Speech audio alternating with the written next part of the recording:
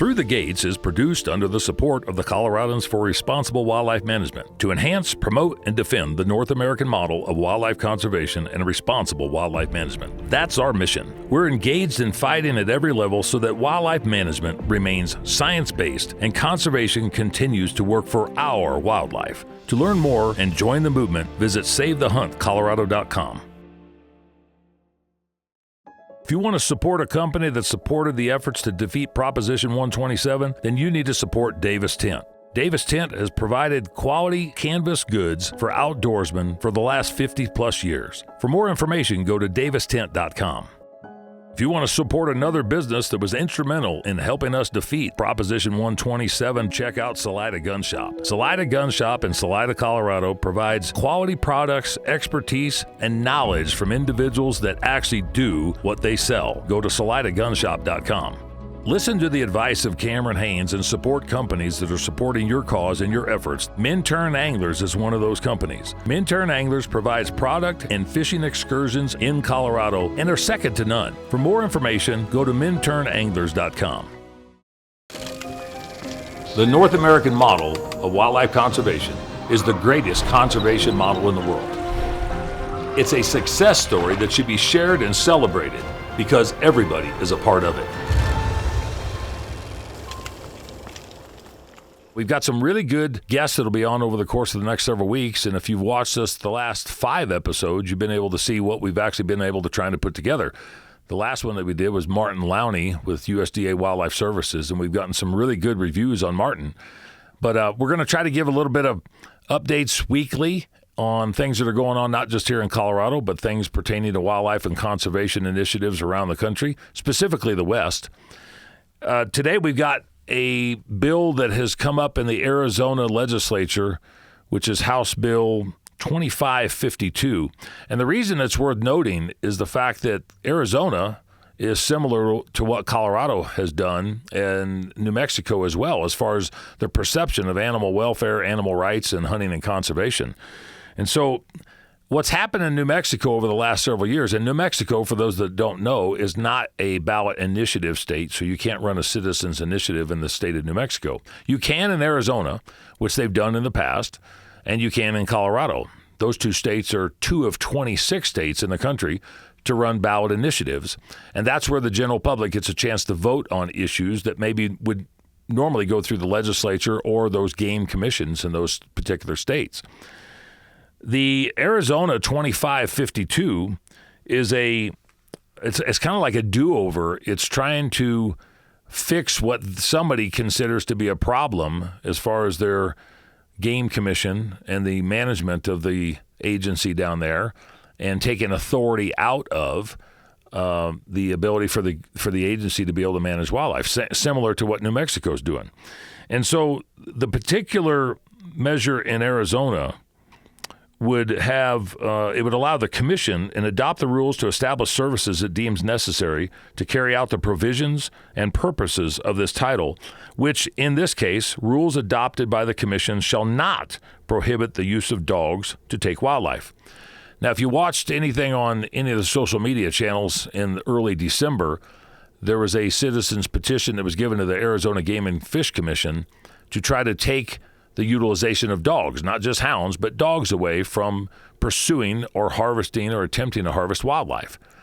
Those are the type of things that we were dealing with here, only it was specific to hounds. And you can see how these individual organizations want to try to broaden the net, try to capture maybe a sympathetic audience, that we shouldn't be pursuing rabbits or quail or pheasants or any other species, including the utilization of hounds for bobcats and mountain lions and other species that somebody might pursue wildlife with, which are all regulated in each and every state. And if you look at what the Arizona Game and Fish Commission did, they listened to testimony on December 6th of 2024, and they didn't act upon the petition. But most recently, there was additional language that was had to consider if the Game Commission could maybe provide additional authority or a loophole to where they had unequivocal authority to be able to turn around and manage wildlife as they saw fit, as long as it stayed within the confines of the North American model of wildlife conservation and responsible wildlife management. And those messages were the same messages that we created here on Proposition 127 that we recently defeated in November of 2024. In Arizona, it would also establish broad policies and long-range programs for the management, preservation, and harvest of wildlife. It would establish hunting, trapping, and fishing rules and prescribe the manner and methods that may be used in taking wildlife, but the Commission shall not limit or restrict the magazine capacity of any authorized firearm. And the reason that some of these things actually parallel each other is because if you look at what Colorado's doing at this point in time, multiple gun bills have been introduced during the 2025 legislative session. And there's also bills that are being talked about being introduced about how to restrict or how to reform the makeup of the Colorado Parks and Wildlife Commission, along with essentially taking the authority away from the commission in some capacity. That being said, some of the discussions that have been had over the course of the last several months, one bill that has language in Colorado, similar to what's happening in New Mexico and Arizona, would, instead of mandating, like what they have in the past, where hunting, fishing, and trapping shall be the primary means of management of wildlife in the state of Colorado, they say may. It doesn't mean that much about one word in the general conversation, but when you're talking about language and ballot initiatives and legislation, the difference between shall and may is significant, because now may somebody be able to do something as opposed to shall do something.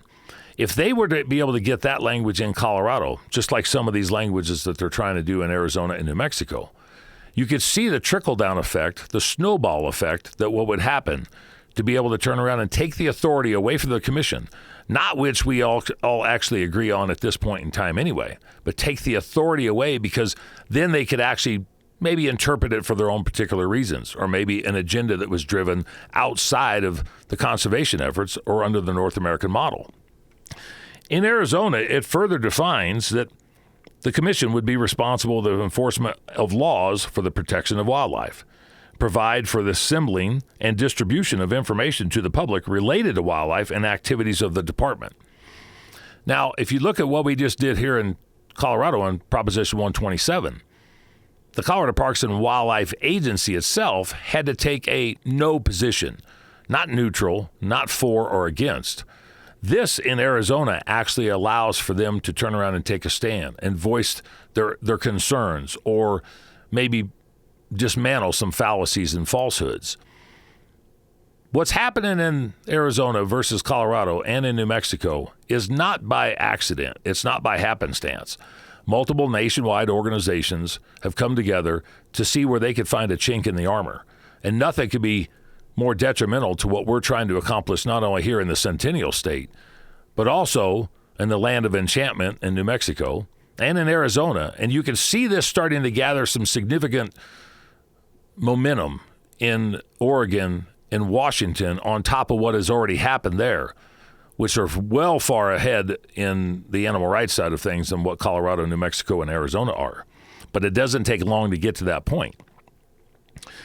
In this bill, 2552, it also talks about exercising such powers and duties necessary to carry out fully the provisions of this title, and in general exercise powers and duties that relate to adopting and carrying out policies of the department and control of its financial affairs.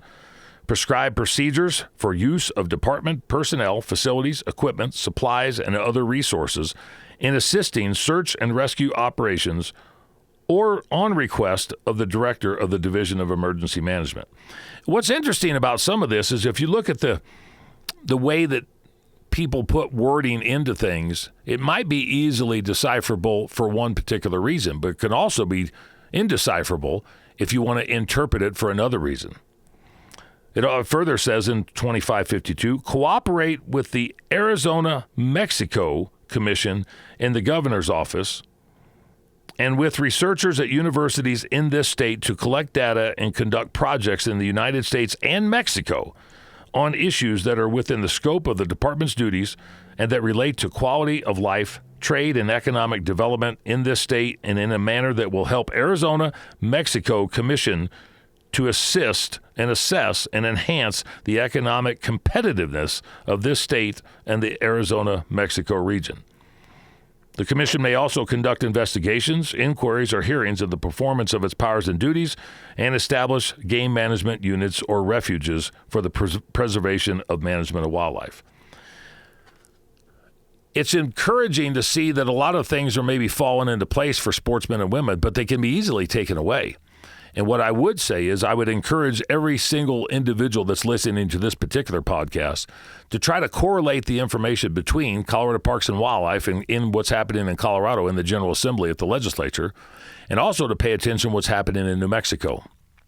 Specifically, what we're talking about with Arizona, if you connect the dots, it's almost like the Bermuda Triangle between the three.